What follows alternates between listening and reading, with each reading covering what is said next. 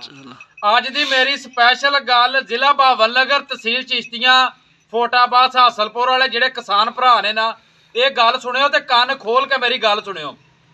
किसी बंदे ने ना कुक्कड़ लैन दा, वो कुक्कड़ दवे करे बांग। एक दिन उन्हें छुरा फड़िया ते कुक्कड़ को चला गया। उन्हें कहा जे सुबह तो तू बांग दी ते आ छुरा जिहड़ा ये तेनू मैं फेर देंगा। अगला दिन होया ते कुक्कड़ ने बांग कोई ना दी, लेकिन जो सुबह का वेला होया ना ते कुक्कड़ ने अपनी धौन कढ़ाई ते थोड़े जे पर हिलाए। वो बंदे छुरा फड़िया ते फिर कुक्कड़ कोल आ गया। आण के उन्होंने आंदा अगर कल तो तू पर भी हिलाए, धौन भी कढ़ाई ते मैं तां भी छुरा फेर देंगा। उस तो अगला तीसरा दिन होया ते वेंदा कुक्कड़ ने कुछ भी नहीं किया। कुक्कड़ इकट्ठा होकर एक नुक्कर दे विच बैठा, पर फिर भी वो बंदा छुरा लैके कुक्कड़ कोल आ गया। उन्हें कहा गल सुन ला मेरी, सुबह तो तू आंडा देना, अगर आंडा ना दिता तो मैं छुरा फेर देंगा। जो उन्हें इन्नी गल की तो कुक्कड़ रोन लग पिया।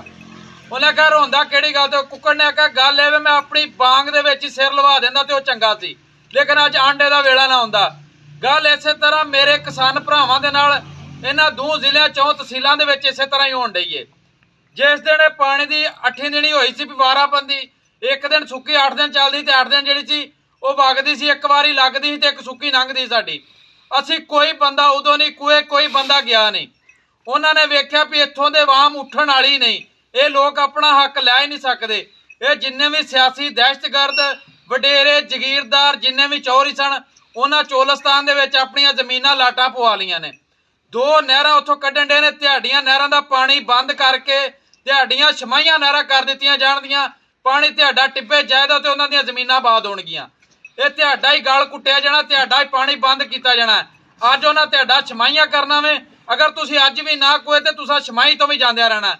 इस तो करके पंजाब असैंबली के सामने 14 तरीक नूं जाके धरना देना वे। सारे भरावां ने आप उठ के ते अपने बच्चों वास्ते, अपने वास्ते तुसीं जाना, ये किसी वास्ते नहीं जाना, तो अपना हक लैन जाना।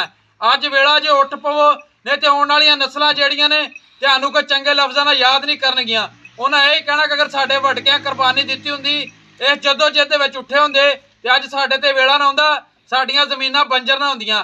अज वेला अपनियां ज़मीनां आबाद रख लो, इन्हां नूं बंजर होण तो बचा के ते उठ पवो। 14 तरीक नूं पंजाब असैंबली दे सामने सारे भरा पहुंचो ते रल मिल के पहुंचो सारे।